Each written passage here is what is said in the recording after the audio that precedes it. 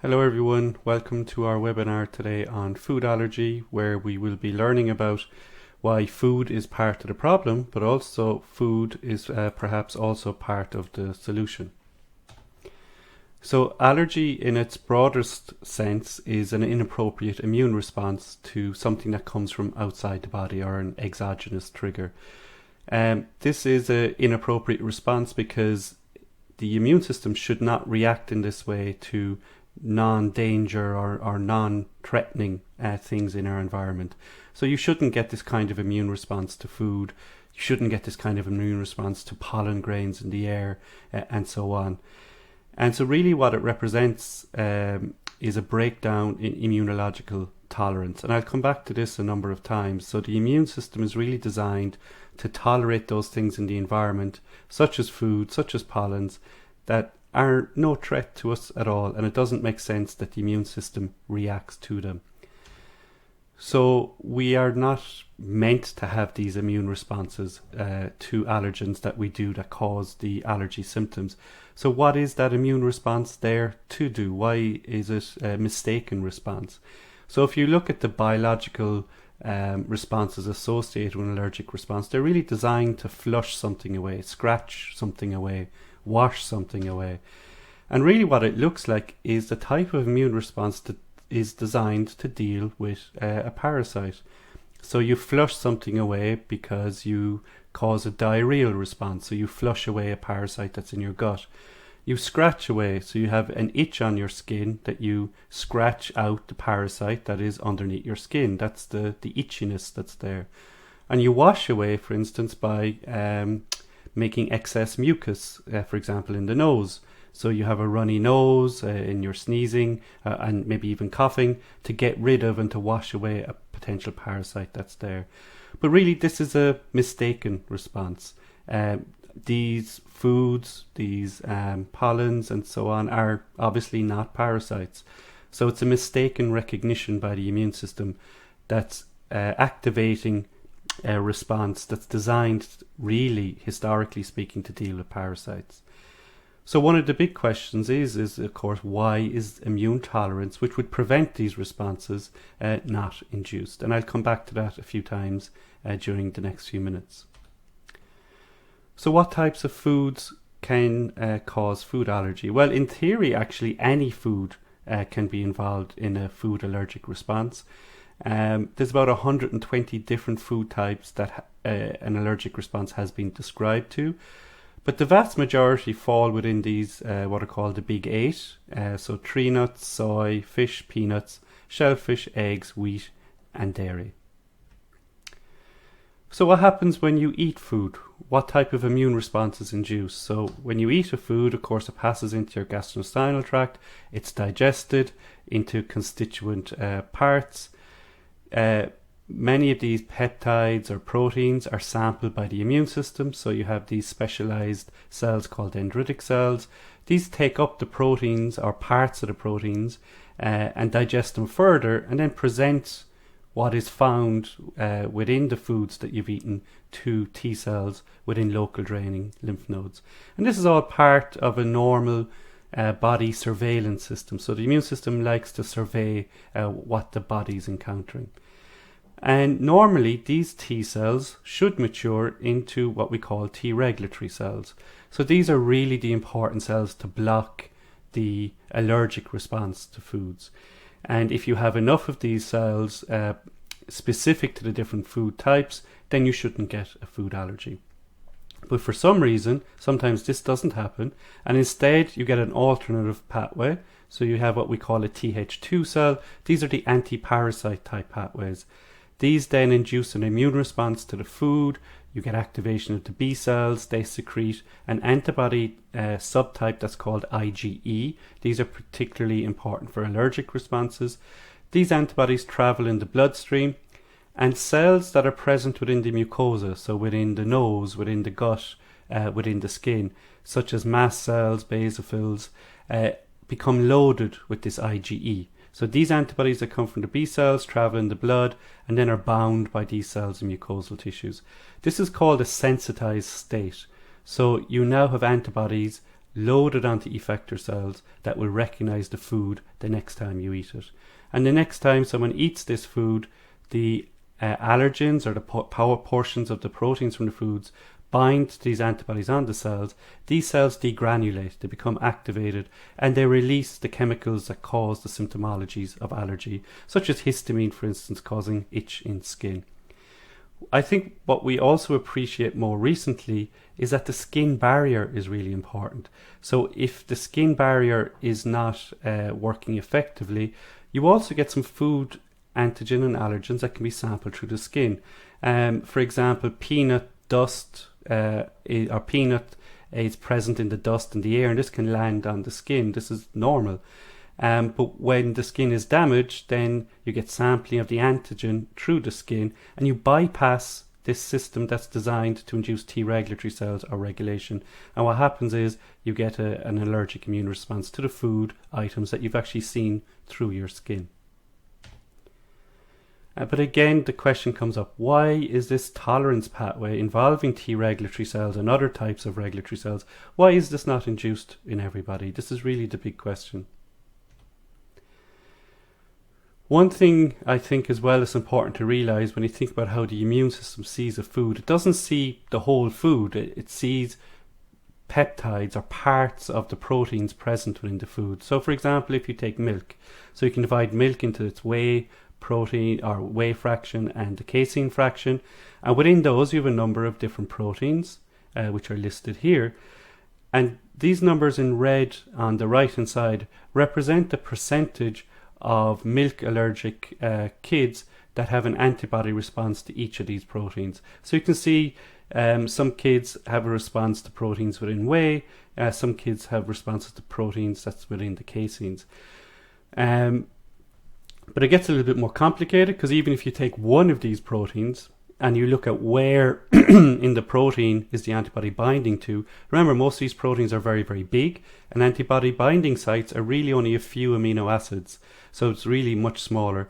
In the different colors here, these represent different sites on the protein that IgE, the allergy associated antibody, can bind to. So you can see there's multiple different parts of the protein can be bound by antibody. So what I hope you can appreciate is, from a diagnostic point of view, this presents quite a challenge, because if you're measuring antibodies to measure allergy to a specific food, you don't just look at the different proteins, you also have to look at different parts of the protein to try and cover all the possible segments of the protein that antibodies can bind to. And also from a therapeutic point of view, if you really want to induce tolerance to a specific food, you have to take into consideration all of these different parts of the proteins within the food to induce that tolerance. So how big of a problem is food allergy in Europe? Well, at the moment, the best estimates are there's about 17 million Europeans with food allergy, and these numbers are increasing. So if you look at within the last, between 2005 to 2015, there was a doubling in the prevalence of peanut allergy. If you look at the hospitalizations for severe reactions to foods, there was a 7-fold increase within the last 10 years. So this is telling us it's not just that the prevalence is increasing, but actually the severity of the reactions to foods also seems to be increasing. This has an economic cost, so direct costs are estimated to be about 3,000 euros extra per year. And of course, direct costs are primarily the medical associated costs. But there's an additional about 2,000 euros per year indirect costs. These can be, choosing a more expensive daycare provider for your child that handles allergic children or deals with allergic children. I think an important point is the dietary habits of the whole family is determined by that one allergic or potentially allergic individual. And I think this is where the industry can really play a huge role. So there's an enormous unmet need for innovation from the food industry to help these families who are really making dietary choices based on excluding specific foods or food items from the diet of everyone within the family. And this, of course, can have a number of problems. So if someone is fish allergic and you exclude fish for everyone in the family, this runs the risk of having deficiencies in things like omega-3 fatty acids, which those deficiencies themselves can also cause lots of problems. So again, there's a lot of innovation needed here and would be hugely welcomed by patients and their families. And I think the food industry really has a big role to play here and to step up here. If we look at a little bit more detail at food allergy prevalences across Europe, it is very different in different countries. This was a study that was just published from the Europreval network. It was just published a couple of weeks ago. In the graph I'm showing you here, they measured self-reported allergy to any food in these 8 different cities and different countries. And you can see from self-reporting, in some places like Łódź or Vilnius, there's 40 to nearly 50% of the 7 to 10-year-old children included in the study reported an allergy to a food. But most places it was 10 to 20%, with Athens having the lowest level. Also, if you look at the what they classified as priority foods, so these are foods that are within the top 24 or most common 24 foods that you would report a food allergy to. Again, there's quite a number of people have a self-reported reactivity to these foods, but it is different in different countries. And still, Łódź seems to be the highest at about 24-25% of these children. And if you measure IgE, so this is the antibody that binds to the food that causes the allergy or is important for allergy, surprisingly, there's quite high levels in many places where you have low levels of symptomology. So for example, in Athens, only 6.5% of these children have food allergic symptoms, but 23% of them have an antibody to a food. So this just reinforces that having a positive antibody response doesn't mean that you have food allergy. And if you can combine these, then you end up with numbers varying between about 2% in Athens to about 5 or 6% in Łódź of children that have a probable food allergy to at least one of these priority foods. So it is different in different cities across Europe. And it's not just that there's difference in prevalences, there's also differences in reactivities to specific foods. So different types of foods seem to be more common in different areas. So even if you just use this very simple distinguishing feature here, if you look at the plant-derived allergens versus non-plant-derived allergens, in Łódź about 1/3 of the kids are allergic to plant-derived allergens, whereas it's about 2/3 in Athens. So this reinforces for us, the view that environment is important and social and cultural habits, particularly around diet and traditional foods, may also be very important. And when you look at the reactivity to different foods and food allergies across Europe. And food allergy has an impact on the whole family, and this is an impact that goes beyond a direct measurable clinical impact. So one of the things that you often hear from patients is that they live in fear. And this is a fear of something that most of us do every day and enjoy doing, and that's a fear of eating. So many parents report being anxious, they're worried, the kids report a higher level of bullying and depression, a lot of stress, the feeling of being different or excluded. And I think something that we all in the last few months have unfortunately become very aware of is that feeling of being socially isolated. But while we are self-isolating to protect ourselves from an infectious agent, food allergic individuals isolate themselves from being exposed to a food allergen. So what are the symptoms of a food allergic response? So this is a typical type list of symptoms that you might see. So when the food is ingested, it can cause diarrhea, it can cause vomiting, it can cause some lung problems like wheezing and coughing, it can cause some swelling like in the lips, for instance. And the most severe manifestation of a food allergic response is anaphylaxis.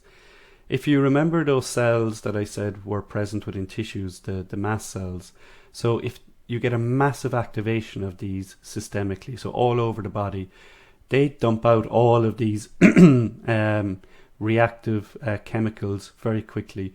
This causes a loss in blood pressure because the blood vessels become more permeable. This causes also a tightness in the lungs. It causes bronchospasm and constriction. So in other words, people have low blood pressure, and also they find it hard to breathe. And this can be fatal unless treated very quickly with epinephrine or adrenaline. And the reason this works so well is because epinephrine increases blood pressure and relaxes the lungs. So it allows people to breathe, and it also increases blood pressure. So this drug has been life-saving and has saved the lives of many food allergic individuals. So from a therapy point of view, there are some immunotherapies that are coming online. Typically, this involves exposing the person, first of all, to a very, very low level of the food that's causing the allergy. And this is at a level that is below what would cause symptoms. And then over time, and time means months or years, the dose of that food is increased slowly. And this can be given orally, or it can be given through the skin with this epicutaneous patch method. And generally you reach a level of dosing that allows you to have accidental exposure to the food.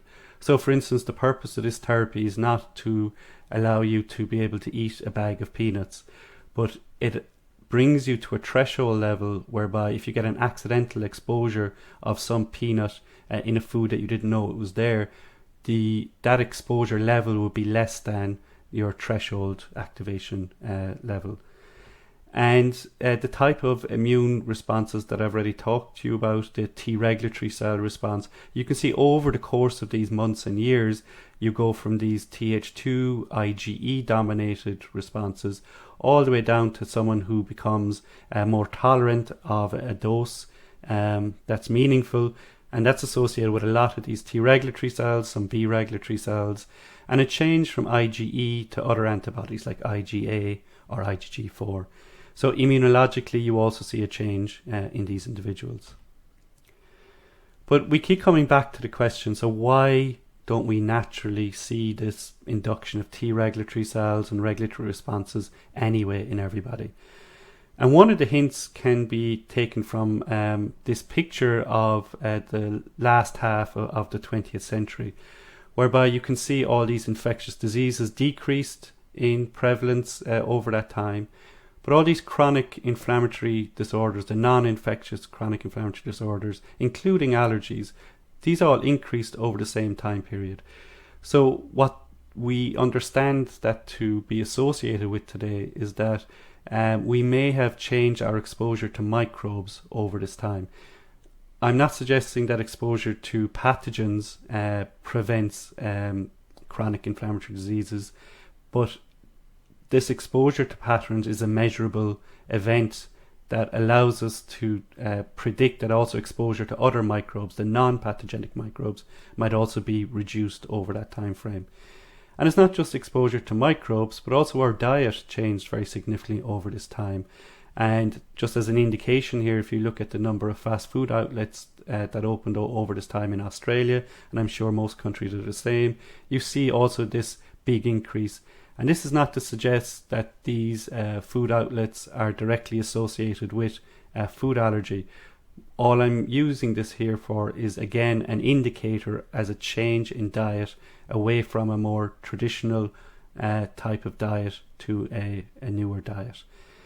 So those two changes beg the question, are changing exposure to microbes important for food allergy? Are we missing specific dietary components that may prevent or be important for food allergy? Or are there interactions between the diet and the microbes that may also be important for food allergy? And I'll talk about those in the next few minutes. So from a diet point of view, there are some dietary components that do seem to be important when it comes to allergy. So for example, omega-3 fatty acids in some individuals, particularly perhaps in those who are already deficient, might have a protective role.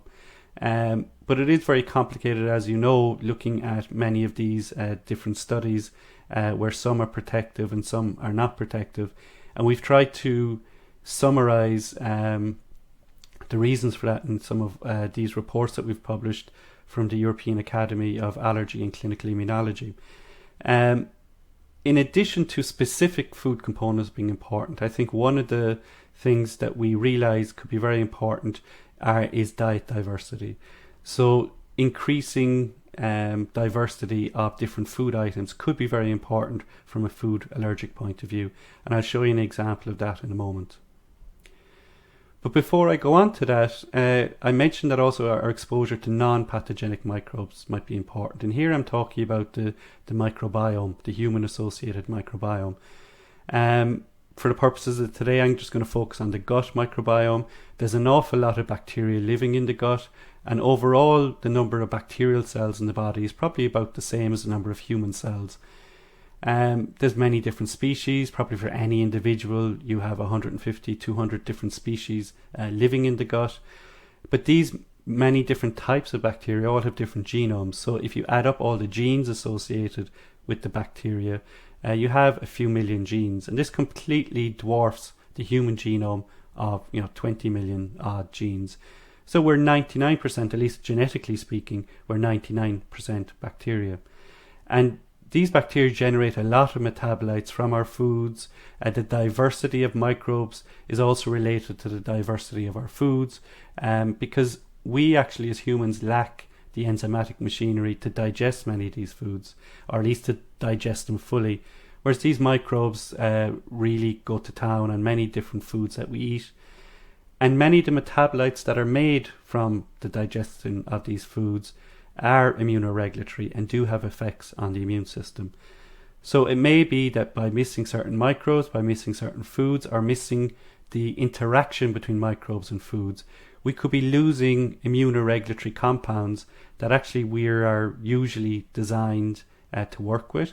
And the immune system is expecting these immunoregulatory compounds. And without them, you may not get the appropriate immunoregulatory responses that we need to prevent food allergy.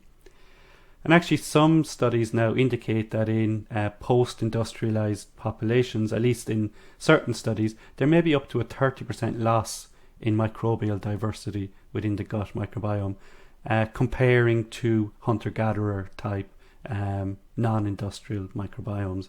And this is also associated with a decrease in dietary diversity. It's not just microbial diversity.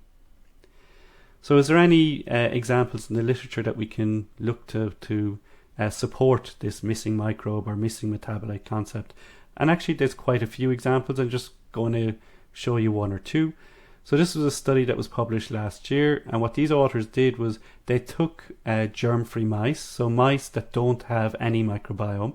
They induced an allergic response to cow's milk. And when you induce anaphylaxis in these animals, you get a drop in body temperature. That's what's measured here. If they give these animals the microbiome from a food allergic child, that's shown in blue here, you still get the anaphylactic response to cow's milk antigen.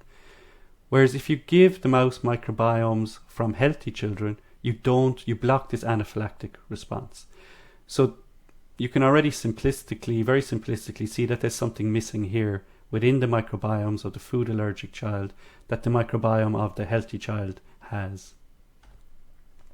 You can also see this in other studies. So this is a study that Supinda did a few years ago. So many cow's milk allergic children will spontaneously over time develop regulatory cells that stop them being allergic over time to cow's milk.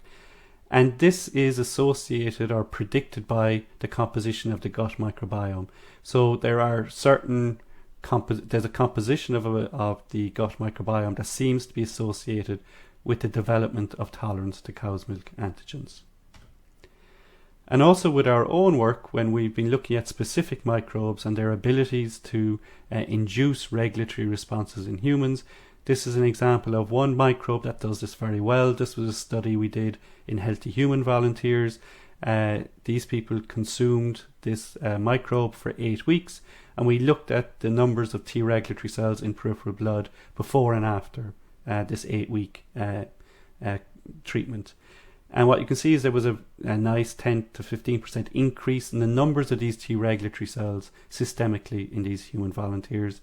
And this was associated with an increase in the secretion of regulatory mediators like interleukin 10 after feeding. So that was about microbes and diet. What about the interaction between microbes and diet? So I think one of the best examples of that is perhaps breast milk. So breast milk contains human milk oligosaccharides, shown here. It's quite a significant proportion of human breast milk. These are sugars that are chemically combined in a way that makes them very difficult to digest or to use, and humans or babies don't have the enzymes required to digest these oligosaccharides. But specific types of bacteria do, like Bifidobacteria. So breast milk already has a food in it that's not designed for the baby. It's designed for specific types of bacteria. And these bacteria thrive on these human milk oligosaccharides, and they produce a whole range of different immunoregulatory compounds that might be important for the baby. So is there any evidence that these are important for food allergies specifically? Well, there's been 2 studies that have looked at these human milk oligosaccharide levels in human breast milk, and there's about 150 different HMOs. And what these 2 studies agree on is that there is a difference between those kids, between the HMO composition of mum's breast milk associated with those kids that go on to get either cow's milk allergy or those that become sensitized to certain foods. It's not clear if it's really one individual HMO is important, but it seems to be the balance or the overall composition and between all of these different HMOs might be much more important. We might assume at this stage that this is a microbiome-mediated protection, that different HMOs can support the growth and the functional maturation of the immune system, but that has yet to be proven. So if we go on from breastfeeding to the introduction of complementary foods into the infant's diet, this study from Caroline Redoute showed very clearly that the introduction of yogurt and a diversity of different vegetables or fruits reduced the risk of getting allergies and asthma later in life by about 50%. So within the first year, the greater diversity of foods introduced into the infant's diet really had a protective effect, and most of the protective effects were associated with yogurts, vegetables and fruits.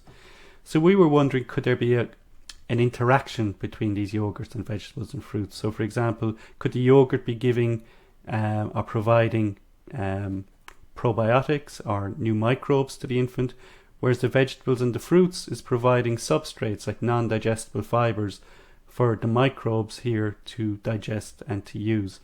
And this could be very important because the microbial digestion of these non-digestible fibers, at least they're non-digestible for humans, but microbes will digest and ferment them in the colon, results in the generation of short-chain fatty acids. These include butyrate, propionate and acetate, and we now know that these are really critical for the induction of regulatory immune responses, not just for foods, but also systemically. So we were wondering, in these kids whereby these foods were protective, could it be that they had higher levels of these short-chain fatty acids? And so in Caroline's group of children, we did measure their short-chain fatty acids at 1 year of age, and we divided those kids with the lowest levels of butyrate, the highest levels of butyrate, propionate or acetate. And what we found was those kids with the lowest levels of butyrate when they were 1 year of age, about 56% of them went on to become sensitized, so they had an IgE antibody response to some allergen. Whereas those kids with the highest levels of butyrate at 1 year of age, by 6 years of age, they had less than half of the IgE responses than what you see in the kids with the highest levels of butyrate. You also see that for propionate, but it's not significant for acetate. So these bacterial-derived short-chain fatty acids correlate with protection from later life allergy and asthma. And if we look at this in a bit more detail, and again here we're comparing kids with the highest levels of butyrate to the lowest levels, and in propionate and in acetate, what you can see is that asthma up to 6 years, just over 6% of the kids with the highest levels of butyrate at 1 year developed asthma, whereas it was double that in the kids with the lowest levels of butyrate. Allergic rhinitis was significantly reduced. Food allergy was reduced. Atopic dermatitis, and all the different sensitizations. It was not so dramatic for propionate or acetate, but butyrate really did seem to be associated with protection from allergy and asthma. And nicely, the levels of butyrate did correlate with what these infants were eating. So those that were eating, more likely to be eating yogurt, fruits, veg or fish, had higher levels of butyrate. And in our experimental models, we could show that giving butyrate reduced eosinophil recruitment. These are the allergy-associated cells into allergic tissues. But we saw a lot more of the T regulatory cells. Remember, these are the cells that block the allergic responses to foods. So in our hands, what we can show is that the diet early in life, particularly in the diet that includes yogurt, fruits, veg and fish, through a microbiome dependent mechanism, generates these short chain fatty acids, which increase T regulatory cell levels and then protect from later life food allergy, asthma and atopic sensitization. But it's not just about T regulatory cells. This is a paper that was just published whereby these authors looked at the effects of butyrate and short chain fatty acids in general on mast cells. Now, if you remember, mast cells are those cells that sit in the mucosa that have the IgE on the cell surface, and when they see the food antigen, they degranulate and they release mediators that cause an allergic response. So what these authors found was butyrate acts directly on the mast cells as well. And it does this by modifying HDAC activity. So that means that it's an epigenetic modification and it influences which genes can be easily transcribed or not from the mast cells. And to cut a long story short, it suggests that butyrate may work at multiple mechanisms. So you can induce a T regulatory cell response with butyrate, but butyrate also inhibits the activities of those cells that cause allergic symptoms. And just for the last minute or two, I would just like to talk or mention obesity and the importance of obesity on allergy and food allergy in particular. So with increasing BMI, this was in children, you can see a correlation with total IgE, the antibodies that are associated with allergy in peripheral blood. And this is with increasing BMIs. And Marionotti's group last year showed that at least in mouse models, when they were fed a high-fat diet, they got much more severe food allergic responses. And these could be transferred by transferring the microbiome to mice that were not fed a high-fat diet.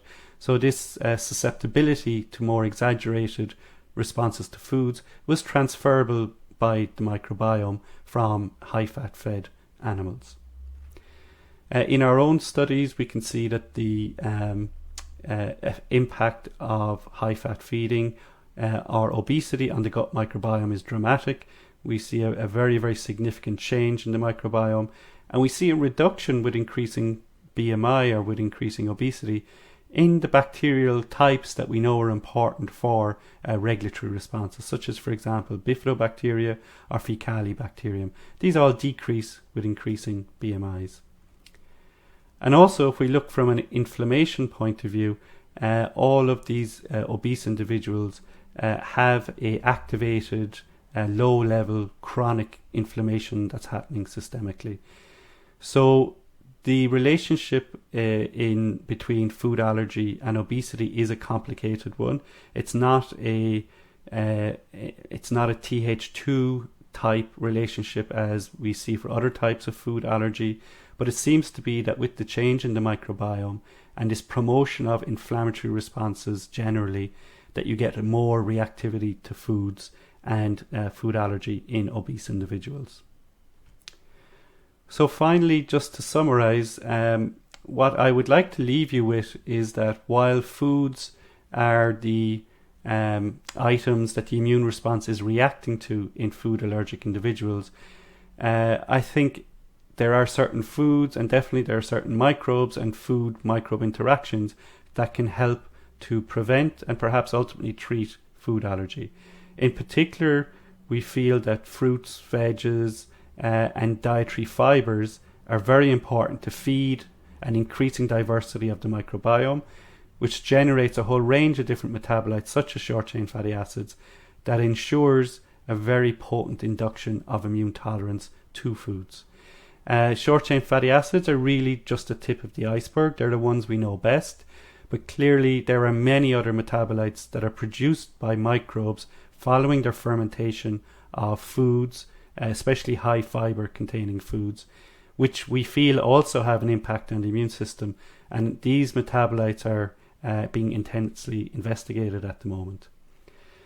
So what I'd like you to go away with is that diet and microbiome-derived metabolites, they're really hardwired into the molecular circuitry of the immune system. And if they are missing, then the immune system is perhaps missing something that it needs to induce the most potent tolerance responses that we need to be induced to protect us against immune responses to foods. And finally, I think many of us are really focused on trying to identify what those molecular mechanisms are, what these interactions are, what these molecules are, what the receptors are, which cells are involved. And I think this is really critical, because it's only when we identify really the mechanisms involved in detail that then we can really go on to develop truly effective allergy protective foods, because we will understand the mechanisms by which people are actually reacting to those foods in the first place. So finally, I would like to thank all the people who are involved in the work that I showed you, in particularly those at my last institute, at the Swiss Institute of Allergy and Asthma Research, and also now within University College Cork, where many of these experiments are being continued and being established. So thank you for your time. I'm happy to take any questions right now, or also I'm happy if you want to follow up by emailing me with questions after the webinar.